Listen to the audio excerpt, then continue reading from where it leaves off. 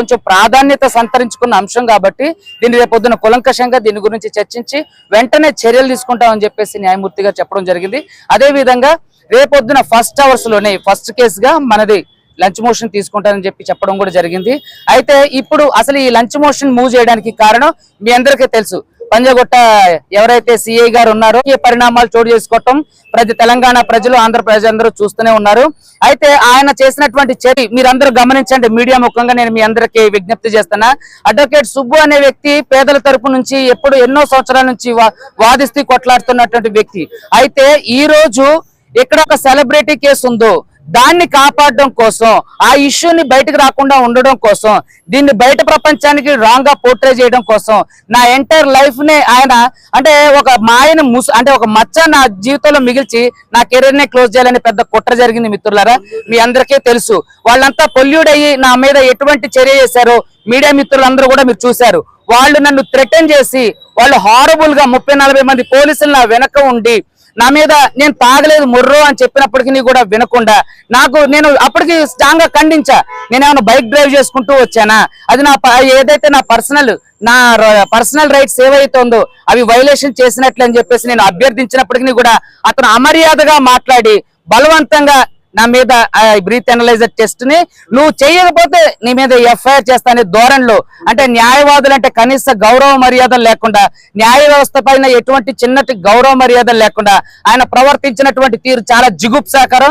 ఎవరైతే పంజాగుట్ట సిఐ రామకృష్ణ గారు ఉన్నారో ఆయన మీద తప్పకుండా మేము చర్యలు తీసుకోమని ఈ రోజే మేము తెలంగాణ రాష్ట్ర డీజీపీ గారికి అభ్యర్థన చేయడం జరిగింది, కంప్లైంట్ ఇవ్వడం జరిగింది. అదే విధంగా సైబరాబాద్ కు సంబంధించినటువంటి కమిషనరేట్ లో కూడా, హైదరాబాద్ కమిషనరేట్ లో కూడా మేము కంప్లైంట్ ఫిర్యాదు చేయడం జరిగింది. వాళ్ళు కూడా యాక్షన్ తీసుకుంటామని చెప్పేసి మాకు హామీ ఇవ్వడం జరిగింది. అదే విధంగా ఈ కుట్రలో భాగంగా ఎవరైతే సిఐ ఉపయోగించబడిందో అతని మీద కూడా సీరియస్ గా యాక్షన్ తీసుకోమని కూడా మేము గౌరవ హైకోర్టు వారిని కోరడం జరిగింది.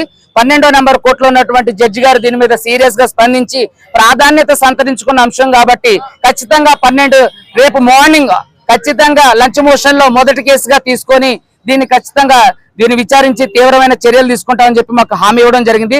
ఒక చిన్న due to some technical reason వల్ల ఈ రోజు నుంచి అది రేపటికి పోస్ట్పోన్ అవడం జరిగింది. మిత్రులారా, మీరందరూ గమనించండి.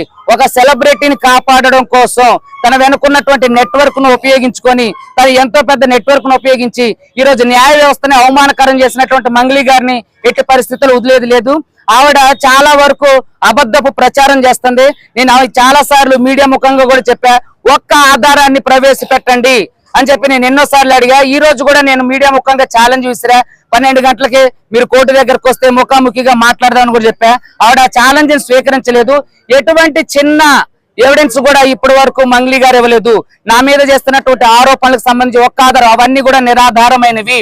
అడ్వకేట్ సుబ్బు ఎప్పుడు కూడా డబ్బులకు లొంగే వ్యక్తి కాదు, అది మీ అందరికీ తెలుసు.